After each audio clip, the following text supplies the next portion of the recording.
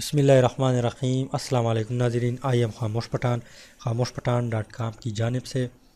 तो दोस्तों, आज की इस वीडियो में हम ये सीखेंगे कि अगर आप लोगों ने NTS का टेस्ट दिया हुआ है, आप उसकी आंसर की ढूंढना चाहते हैं, उसकी आंसर की का जो रिज़ल्ट है वो ढूंढना चाहते हैं, तो आप उसको कैसे ढूंढेंगे आसान तरीके से।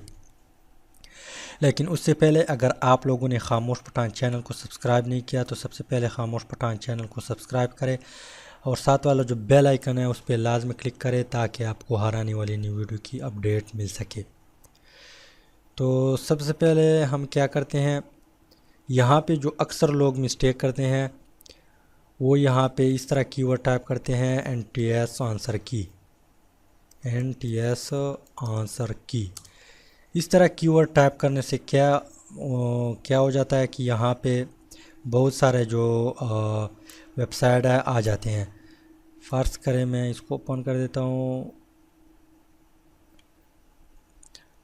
तो यहाँ पे जो लोग हैं वो टॉप वाला जो NTS का जो ऑफिशियल वेबसाइट है उसको छोड़ के यहाँ पे गलत वेबसाइट ओपन कर देता है। गलत वेबसाइट ओपन करने से क्या होता है, यहाँ पे जो है एड्स लगे होते हैं, वो ये नहीं जानता कि यहाँ पे रिज़ल्ट का लिंक दिया हुआ है या यहाँ पे एड्स लगा हुआ है।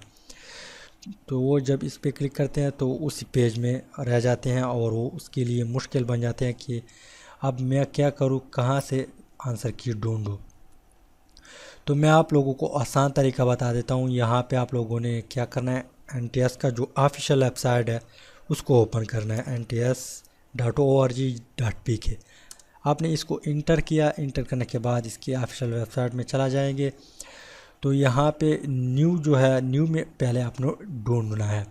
यहाँ पे कुछ रिज़ल्ट दिया हुआ है, लेकिन अगर आप लोगों को यहाँ पे नहीं मिला और ये जो है मोबाइल में जो है ये सही नज़र नहीं आता, कुछ नज़र आता है और कुछ नज़र नहीं आता, तो आप लोगों ने इसको क्रॉस करना है। क्रॉस करेंगे तो यहाँ पे जो मेन्यू है इसमें रिज़ल्ट का ऑप्शन है, आपने इस पे क्लिक करना है। इस पे क्लिक करेंगे, एक न्यू टैब ओपन होगा। न्यू टैब ओपन होने के बाद यहाँ पे बहुत ज़्यादा जो जॉब पड़े हैं उसका रिज़ल्ट आ चुका है। तो तकरीबन इसकी 43 पेजेस है, इसमें रिज़ल्ट पड़ा हुआ है। तो अगर आप लोगों को पता हो कि आंसर की आ चुके हैं और यहाँ पे आप लोगों को नहीं मिलता या आप लोगों से टाइम लेता है, फ़र्ज़ करें आपने 2 पे क्लिक किया इसमें नहीं है, 3 पे क्लिक किया इसमें नहीं है, 4 पे क्लिक किया इसमें नहीं है, तो सिंपली आप लोगों ने यहाँ पे अपनी जॉब को टाइप करना है। फ़र्ज़ करें मैं PST टाइप किया मैंने और यहाँ पे इसका रिज़ल्ट आ गया। तो इस तरह आपने यहाँ पे अपनी जॉब को टाइप करना है और वो फ़ौरन यहाँ पे आपको रिज़ल्ट शो करेगा। फिर आपने इसके सामने जो एक लिंक लगा हुआ है, क्लिक हियर फॉर आंसर की, आपने इस पे क्लिक करना है। इस पे क्लिक करेंगे, एक न्यू पेज ओपन होगा। न्यू पेज ओपन होने के बाद यहाँ पे आपको डेट शो करेगा और टाइम शो करेगा कि आपने किस डेट को जो है वो टेस्ट दिया है और किस टाइम दिया है। तो आप लोगों को पता होगा कि मैंने 15 अप्रैल या 14 अप्रैल सैटरडे 2:30 या 37 पे दिया है, 11 पे दिया है, तो यह आपको मालूम होगा। फिर आप लोगों ने क्या करना है, इसके सामने जो है लेफ़्ट साइड पे यहाँ पे क्लिक करना है। फ़र्ज़ करें मैंने दिया भी है, PST का टेस्ट दिया भी है संडे 15 अप्रैल 2018 7 AM को।